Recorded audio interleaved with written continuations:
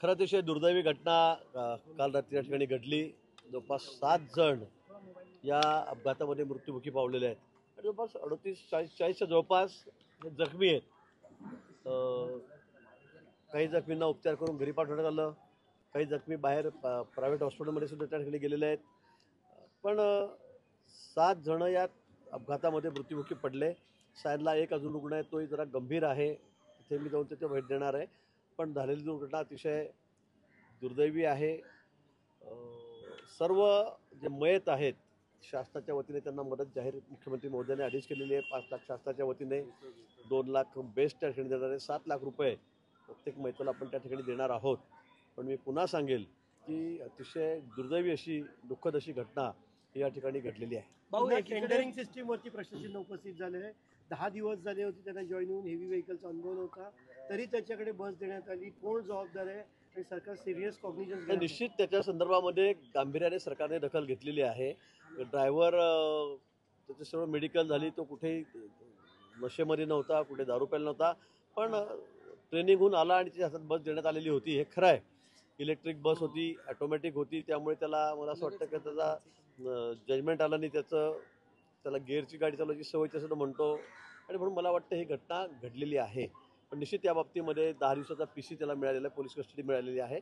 त्या संदर्भामध्ये पोलीसही अधिक तपास करतायत, पण जो कोणी त्याच्यामध्ये दोषी असेल त्याच्यावर कारवाई केली जाईल। भाऊ, एक महत्त्वाचा प्रश्न आहे की ज्या बेस कर्मचाऱ्यांना कामावर घेतलं जातं अधिकृतरित्या, त्यांना जी ट्रेनिंग दिली जाते तीच ट्रेनिंग ह्या कंत्राटी कर्मचाऱ्यांना सुद्धा दिली जाते का? तेवढाच वेळ द्यायचा असतो का? मला वाटतं ट्रेनिंग दिली जात असेल, आता या संदर्भात मला माहित नाही, माझा हा विषय नाहीये। पण मला तसं निकष आहे स्पष्ट होतंय, कारण त्याचं जॉईनिंग 1 डिसेंबर आहे आणि 10 डिसेंबरला तो कसा काही निकष म्हणून मला असं वाटतं की या संदर्भामध्ये सखोल चौकशी करण्याचे आदेश माननीय मुख्यमंत्री महोदयांनी या ठिकाणी दिलेले आहेत आणि चौकशी सुरू आहे। चौकशी अंतीच आपल्याला त्या ठिकाणी निकषावर जाता येईल। आणखी एक महत्त्वाचा मुद्दा आहे, बेस्टच्या अपघातामध्ये लोकांचा बळी जात असतो, तर त्या संदर्भात आता काही चौकशी करणार की आधीचे अपघात आणि आजचा जो अपघात झालेला आहे त्या संदर्भात काही चौकशी सरकार करणार आहे? निश्चित मी आपल्याला हेच सांगितलं, आधी सांगितलेलं आहे की या संदर्भामध्ये सरकारनं हा विषय अतिशय गांभीर्याने घेतलेला आहे। यापूर्वी सुद्धा काय ज्या दुर्घटना घडल्या असतील त्या कालची घटना या संदर्भामध्ये सगळ्या गोष्टींमध्ये त्या ठिकाणी विशेष चौकशी त्या ठिकाणी होईल आणि चौकशी करून हे अपघात घडणार कसे नाहीत या संदर्भामध्ये निश्चित आम्ही विचार करू, सरकार त्या संदर्भामध्ये विचार करेल। भाऊ, मृतांना मदत केलेली आहे, पण जे जखमी आहेत किंवा काही अनेक रिक्षांवर जे तो थेट बस चढलेली आहे, आम्हाला काही आता रुग्ण मिळाले की त्यांची रिक्षा गेलेली आहे पण त्यांना MRI साठी बाहेर पाठवण्यात आलं होतं, असं प्रकारचं त्यांना काही मदत करणार आहे का सरकार? निश्चित या संदर्भामध्ये आपण नेहमीच बघितलं असेल, अपघात झाला की मृत असते त्याला तर आपण मदत करतो, पण जखमींनाही मदत करत असतो। मुख्यमंत्री मोदयांशी मी आता संपर्क करण्याचा प्रयत्न केला, पण तो झाला नाही। त्यांना मेसेज मी टाकलेला आहे की याच्या जखमींनाही मदत केली गेली पाहिजे। निश्चित संध्याकाळपर्यंत किंवा उद्यापर्यंत हा निर्णय घेण्यात येईल। जखमींनाही, जे गंभीर जखमी आहेत त्यांनाही मदत करू, जे किरकोळ जखमी आहेत त्यांनाही शासनाच्या वतीने मदत करण्यात येईल। विरोधकांकडून 10 लाख द्यावी अशी मागणी केली होती, विरोधी पक्षाचे आमदार येऊन गेले होते। 10 लाख मृतांना द्यावे, 5 लाख अतिशय तुटपुंजी आहेत असं त्यांचं, आणि 1 लाख जखमींमध्ये मला वाटतं 7 लाख रुपये आता आपण या ठिकाणी दिलेले आहेत। बेस्ट ते 2 लाख रुपये आणि शासनाच्या वतीने 2 लाख। खरं म्हणजे याचे निकष ठरलेले आहेत, तरी त्याच्या बाहेर जाऊन अजून आपण जास्त मदत या ठिकाणी मयतांना या ठिकाणी त्यांच्या नातेवाईकांना केलेली आहे। खरं म्हणजे ही मदत म्हणजे तुटपुंजीच आहे, कारण जीवाची कुठेही किंमत नसते माणसाच्या।